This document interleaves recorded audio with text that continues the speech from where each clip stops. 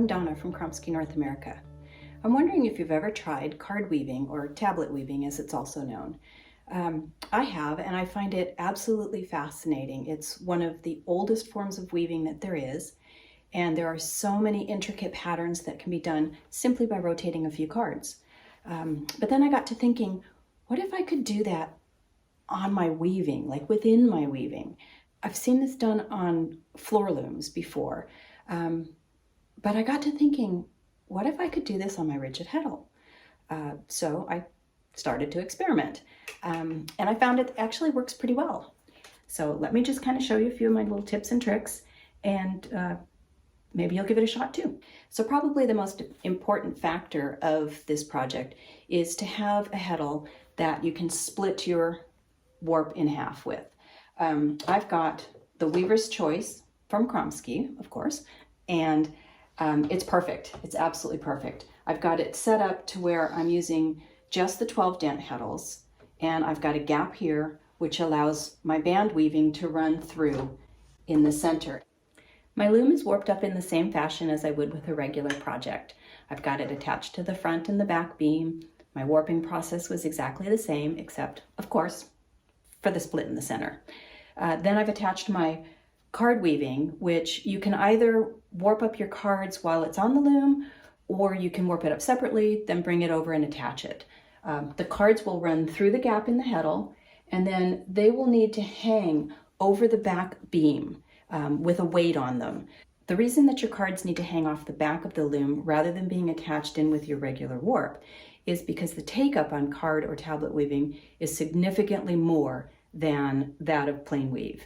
The threads are warp-faced, which means they're going to kind of go up and down more than just a plain weave, if that makes sense. So if you were to attach it to your loom along with your regular warp, you're going to be able to weave about this much of it before you advance, and it becomes too tight. And before long, you're not going to be able to advance at all. So now let's take a look at the actual weaving process.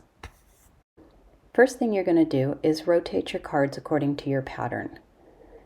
Then we need to separate the threads just as you would with regular card weaving.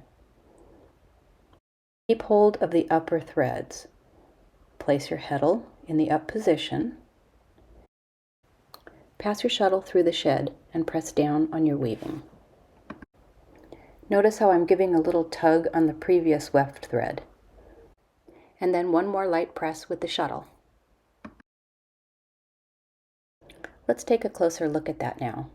I'm going to pass my shuttle through, press down on my weaving, a little awkwardly around the camera, and then give a little tug on the previous thread. I should have pressed one more time before removing the shuttle. This will help the weft to lay flat. Now let's continue with our weaving.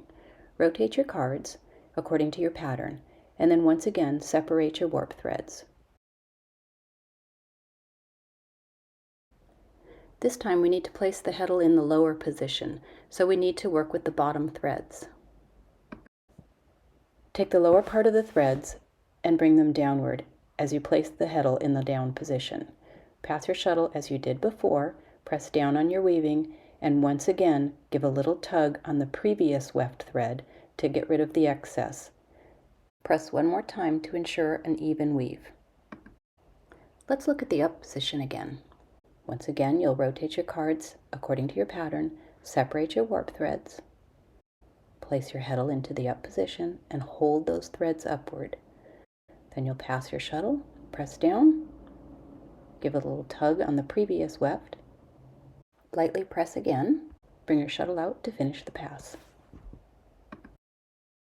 Now let's take a look at the lower position one more time. Once again, you'll rotate your cards, separate your threads,